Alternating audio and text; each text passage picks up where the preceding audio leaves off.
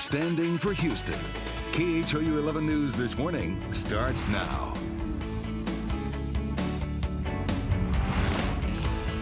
Good morning, everybody. It's almost 5 a.m. I'm Ron Trevino. And I'm Christine Haas. Today is Tuesday, September 13th. Got a lot going on in the headlines. Let's take a look.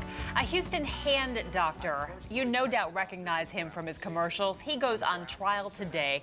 We are live downtown with a preview of the charges he faces. Plus, the big uh-oh discovered at the Ground Zero Memorial. See what's wrong and why officials are scrambling to fix it. And if you can't get enough of that stinky corpse flour, see where you can go to now catch a whiff. Yeah, because I was just thinking that the other day. I can't get enough of the stinky flour. You were just compelled to go and find a stinky flour or a smell stinky of rotting exhibit. flesh. Isn't that what it is? It would be wonderful. Rotting flesh, if I'm correct, yes. And then in this heat, oh, that would be wonderful. So, but wait a minute. How do they get the smell? It's not blooming.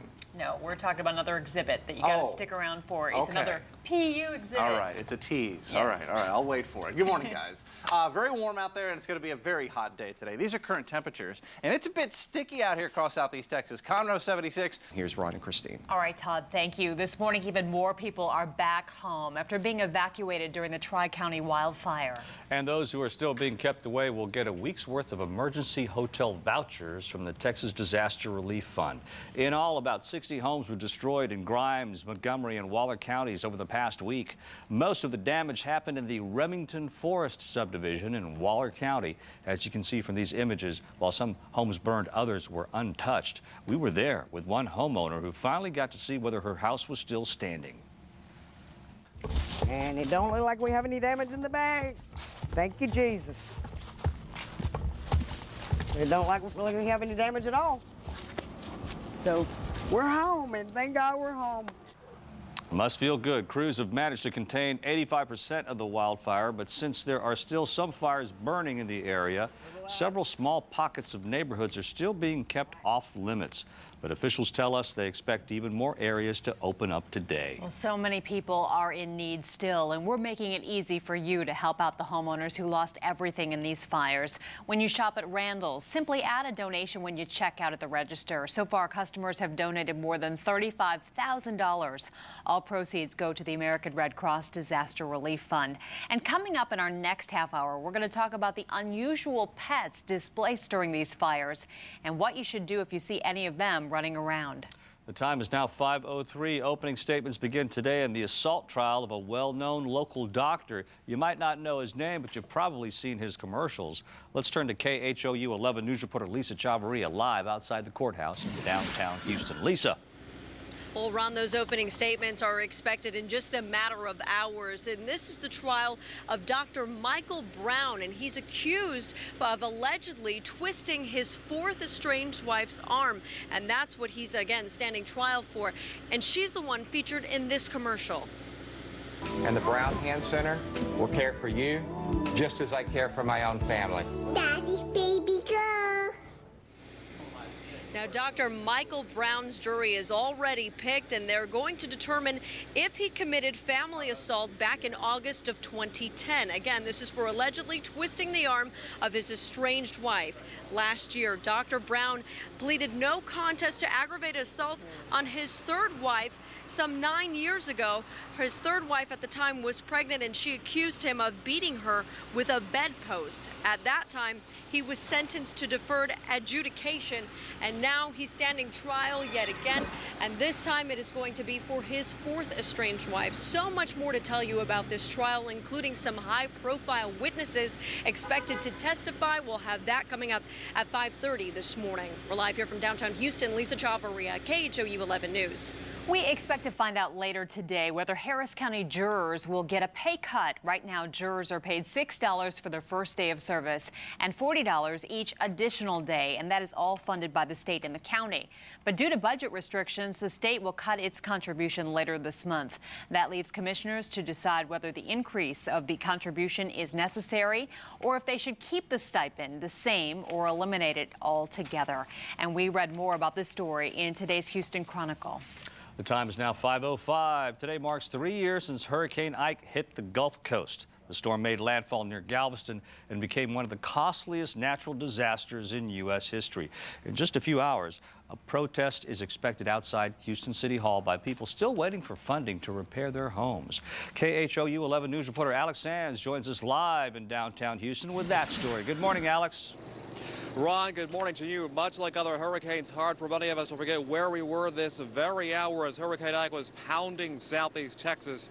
You and I were here on the air covering that this morning. I was here in downtown Houston watching as things were coming off these buildings, glass and steel. It was, as you said, one of the costliest disasters ever in this country. Some $29.6 billion in damage. It also became one of the largest search and rescue operations in U.S. history. All these years, you think back to those first days, those long lines of distribution centers, families waiting upwards of 2 weeks for FEMA trailers. As you know, the government's response after all these years is still under fire. It was then, and today in just a few hours here at Houston City Hall, there's going to be a protest, as you said, a rally. Families gathering to demand the city deliver on the promise to help them. Many still have blue tarps covering their homes after all these years. And here's what's staggering. The federal government gave Houston $87 million for disaster relief, but of that, only $9 million has gone to fix single-family homes. So far, the city has fixed 8 of them. The rest of that money going to fix apartment complexes. And that is why they are gathering this morning and later on today here at Houston City Hall, hoping after all these years on this 3rd anniversary of Hurricane Ike, the city delivers and fixes their homes. Of course, in this, there are so many other stories of recovery. Could you believe there is still a family living in a tent after all these years? Their story is coming up at 5:30. That is the latest live from downtown Houston. Alex Sands, KHOU 11 News. All right, Alex, thank you. And now we're all wondering, is there going to be any rain anytime soon? Not the rest of this work week. Slight rain chances for the weekend. Maybe a little better rain chance next week. I saw the graphic for Monday. It's got 30%. Little stormy action. Yeah, there. we're crossing our fingers. I don't know. Yeah. Well, let me tell you what's going on. We've got a front that's going to try to get in here early next week and perhaps give us a little bit of rain chance. Right now, there's no front. It's 78 degrees, very warm, sticky morning out here. Dew point is 73, relative humidity at 85%. These are current temperatures. Liberty 74, Anahuac, good morning, you're 78. Galveston's holding at 82, Horton 77, Brenham is 76 right now. These are current temperatures in Texas. Dallas is 84, 78 Houston. We do have the high-pressure dome sitting over us this morning, and it will be on us today, taking temperatures to a high of 102 in Houston, which will blow away the old record of 98 for this day. And then there's this. All right, here's the setup. We have high pressure down here in the Gulf of Mexico. This will give us dry air at the mid-levels and zap any rain chance. Here's a front pushing into northern Oklahoma, southern Kansas. This front is going to stall out today and tomorrow, but it may slowly push south as we head into the weekend, and early next week perhaps be sitting just to our north, and that would help to increase our rain chances a little bit, especially for next week. Southwesterly breeze at about 10 through the day, but for the evening between 5 and 9 o'clock, south wind increase 15 to 20. That's when the winds will be at their strongest. Today's high temp 102. No rain today. The extended will still be 100 tomorrow and then 99 on Thursday. And then there's a 20% chance for a scattered shower Saturday, Sunday, 30% chance on Monday. All right, Todd Duplantis in for Catherine Whaley. What's going on out there, Todd? Well, as I mentioned earlier, we did have a problem on the Gulf Freeway. The Houston TransStar camera behind me, you can see it is on the feeder, not affecting the main lanes of traffic, but as you're traveling up I-45, heading towards the South Loop, you're going to be slowing down, tapping on the brake lights before you get into the downtown area. Let's take a look at 3D high-def maps. Further down the Gulf Freeway, I-45 coming in from NASA Road 1, about 66 miles an hour, 62 miles an hour. Really not a problem whatsoever. In fact, your travel times from I-45, NASA Road 1 to downtown Houston, 22 minutes. Highway 146 to Loop 610. Flip on over to the other side of I-45, FM 1488 to downtown, 30 minutes. And I-45 to North Loop 610, 23 minutes. Ron, Christine? All right, thanks. Thank you so much, Todd. The time is now 5:09. Up next, Governor Rick Perry once again finds himself under attack during a Republican presidential debate. See what he was criticized for and how he defended himself. Plus, an amazing rescue caught on tape. How a group of bystanders worked together to save a trapped man. It is video you have to see to believe. Unreal. We'll be right back.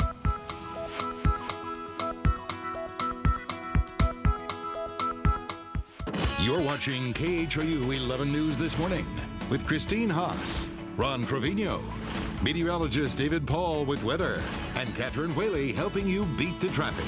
KHOU 11 News this morning.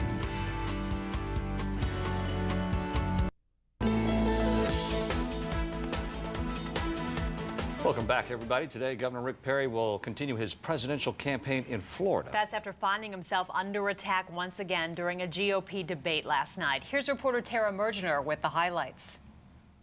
Ladies and gentlemen, Republican presidential candidates are fighting to knock Rick Perry out of the frontrunner slot. I think we ought to have a conversation. We're having that right now, Governor. Yes, sir. If you'll let me we're running finish, for president. At last night's debate in Florida, former Massachusetts Governor Mitt Romney slammed the Texas governor for calling Social Security a fraud. The term Ponzi scheme, I think, is over the top and unnecessary and frightful to many people. And the attacks didn't stop there. The GOP hopefuls criticized Perry on everything from the economy to his executive order mandating HPV vaccines. The drug company gave thousands of dollars in political donations to the governor, and this is just flat out wrong. If you're saying that I can be bought for $5,000, I'm offended. Well, I'm offended for all the little girls and the parents that didn't have a choice. That's what I'm offended for.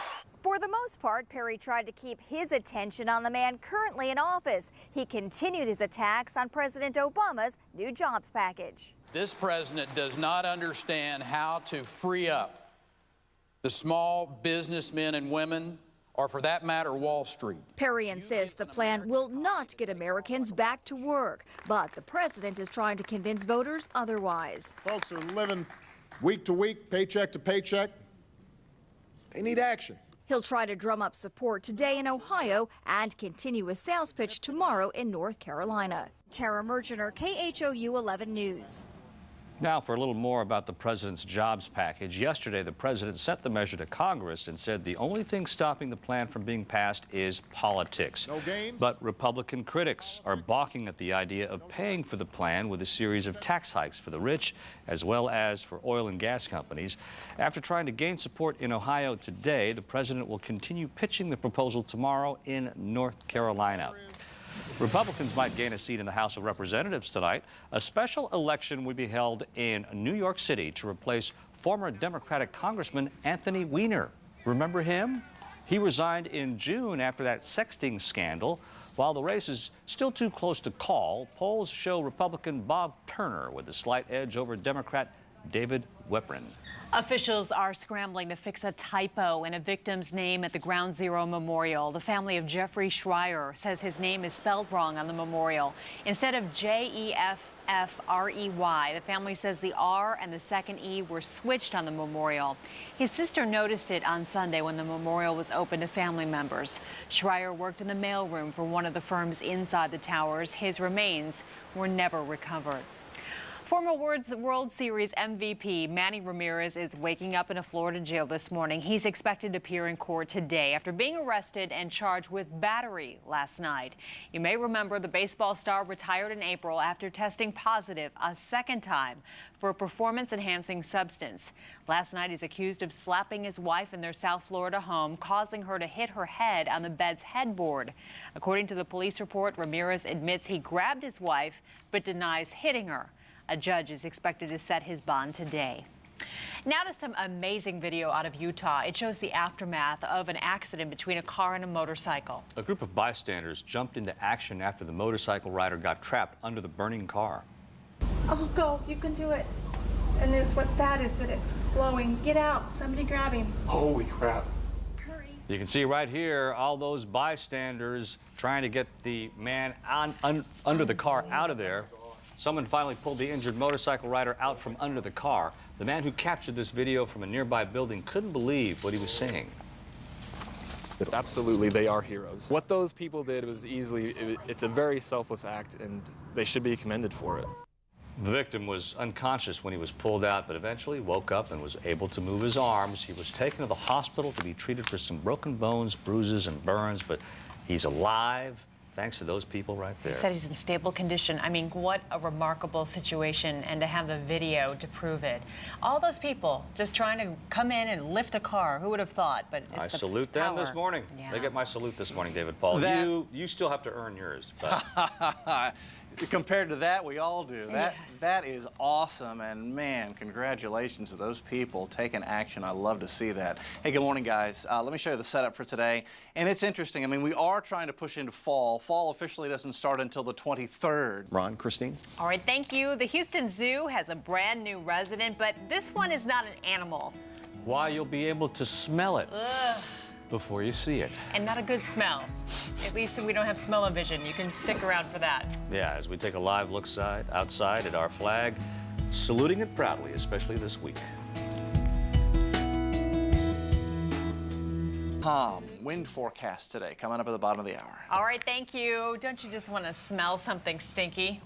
Not really. Not really. Not Well, really. some Houstonians are getting a second chance to get a whiff of the stinkiest flower in the world. Check it out. The Houston Zoo is introducing its own corpse flower, which is named Petunia.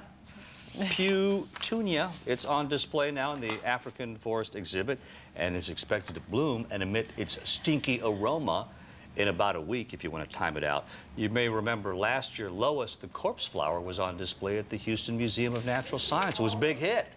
Visitors said the odor was like garbage or like rotting meat. And people just flock to it. They love Why? that. I just don't quite understand that. It's a beautiful flower in its own way. Well, we can promise not to smell like rotting meat this weekend. All of us here at KHOU are inviting you to join us for the 15th Annual Museum District Day. It's this Saturday, September 17th. You'll be able to get into 17 museums for free from 10 in the morning until 5 in the evening. Also, stop by, see us. We don't smell. David Paul and I will be there along with Deborah Duncan, Sherman Child, Vicente Arandes. Sometimes David Paul stinks a little bit. Yeah, well, we try not to talk about that part of it. Hey, it's going to be fun. That thing's fun every year. All right, the time is now 5:25. Still ahead on KHOU 11 News this morning at 5:30. 3 years after Hurricane Ike, some people are still living in tents, waiting for their homes to be rebuilt. We'll have a live report. A vigil will be held later tonight for two young brothers who were killed, what the father of their accused killer is saying. And later, monkeys are on the loose in the area hit by the Tri-County wildfires. We'll explain.